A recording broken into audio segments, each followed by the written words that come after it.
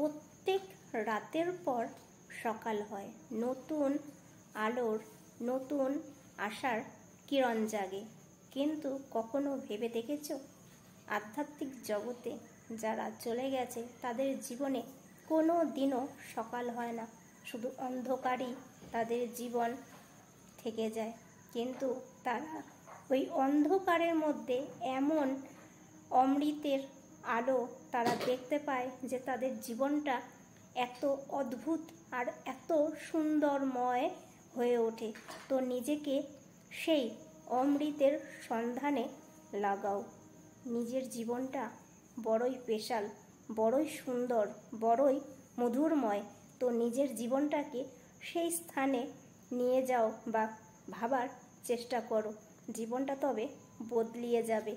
আর জীবনটা বড্ড সুন্দর, সেটাকে হেলায় নষ্ট করে দিও না। ভালো থেকো।